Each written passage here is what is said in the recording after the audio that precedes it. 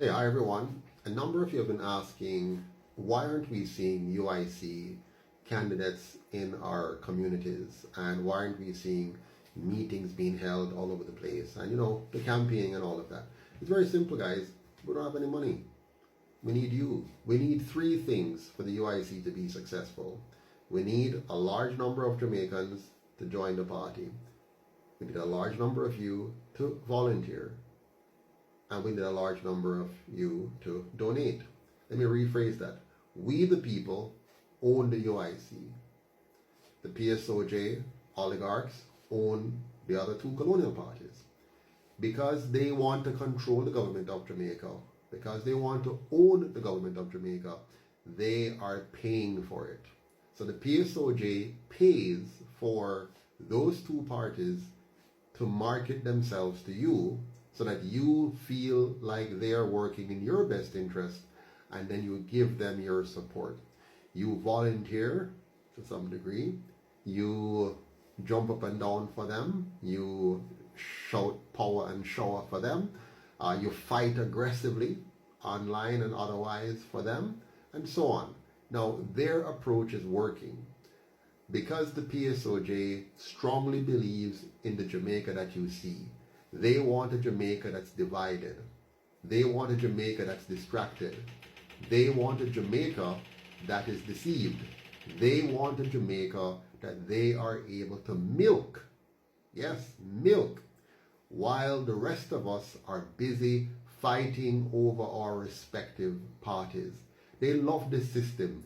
They designed through their colonial masters this system of divide and conquer, and it's working. That's why you are a comrade or you're a laborite. That's why you'll follow Bustamante till you die, or that's why you will follow Manley or Siaga or Portia or PJ or whoever, Andrew, Mark, it doesn't matter. They have a basic plan, and that plan is to keep us divided, fighting each other instead of fighting for each other. Now, the UIC came along, and we're committed to fighting for you. So we decided we're not going to be owned by the PSOJ oligarch. We don't want their money. What we want is for we, the people, to join hands together and say, we are one Jamaica and we're stronger together. Now, it's not easy because them trick we. They mess up our mind, and so we're suffering from that. But I'm inviting you to try to think outside of the box and decide to get up and stand up. Now, if you decide to do that, you're going to find persons in your community that you can convince to run as member of parliament under the UIC banner, or to run as councillor under the UIC banner. Not just to say I am running, but to actually believe in the vision, mission, and plans of the UIC. And our plan is very simple. We're going to make Jamaica a non-partisan constitutional republic. This means for the first time in the history of Jamaica, we're going to be truly independent, completely decolonized. Our education system decolonized, our economic system decolonized, our monetary system decolonized, our healthcare system decolonized. Everything about Jamaica will be decolonized. We're now going to be able to have high quality education, high quality healthcare that is built on the principles of preventive medicine and education, which is true education, which moves the mind out of darkness into light.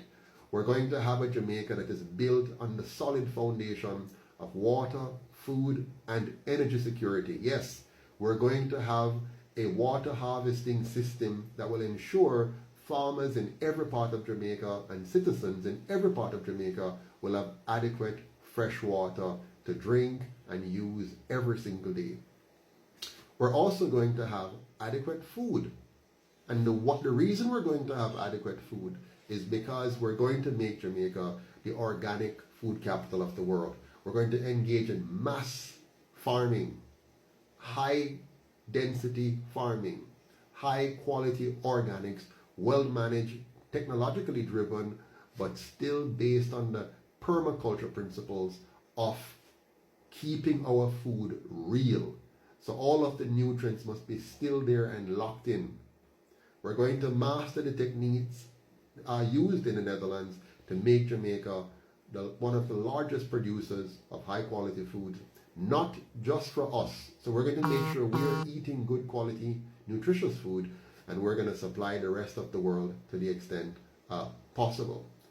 We're also going to move away from being depending on import fuel for our energy by maximizing our use of nature, the sun, the wind, the water, the geology, the biomass.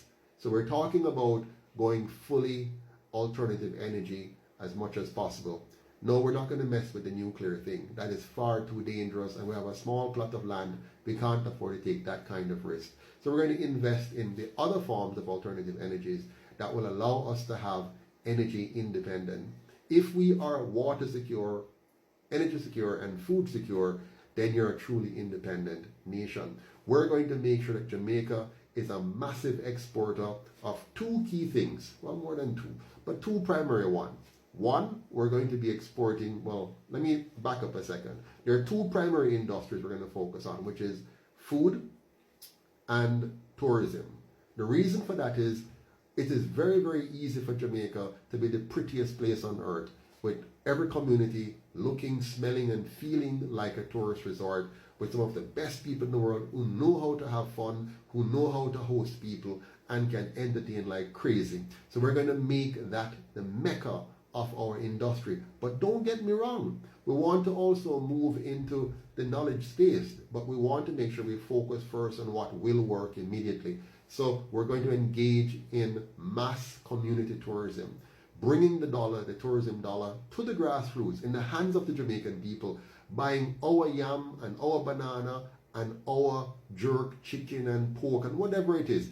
But our food is going to be served by our people, getting that money directly into FIDEM hand, as opposed to what we have now, which is a mostly foreign-owned tourist industry, where other people come in and buy up our property and own it and make the money, and it's expatriated out of Jamaica. We can't afford that. We want a tourist economy which is built around the people and built for the people. So while we now will be enjoying high-quality environment, beautiful roads, nice sidewalks, beautiful green spaces all around us, nice parks for the family to relax, for children to play, beautiful community centers that are well run, well managed, well staffed. And then you're going to add on to that now the organic element, the organic food, which will become a big part of our attraction as well. Because being the leader now in organic foods and having that dovetail with our community tourism is going to be a big job creator, some 1 million jobs easily.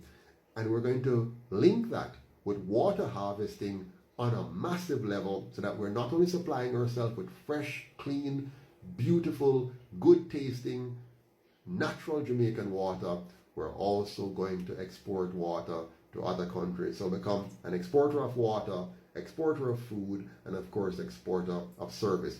We're also going to invest heavily in training our people in those areas. So skilled professionals in water management, skilled professionals in food technology, skilled professionals in alternative energy, and of course export those skills as well on a mass level. So the UIC has some really good plans for Jamaica, but guess what? None of that will come to anything unless we, the people, decide to own the UIC and do what the PSOJ is doing with the other two parties. They are funding it to work for them. Make we fund the UIC to work for us. People ask, where will the money come from to do all these good things the UIC have in mind? Very simple. You, the people.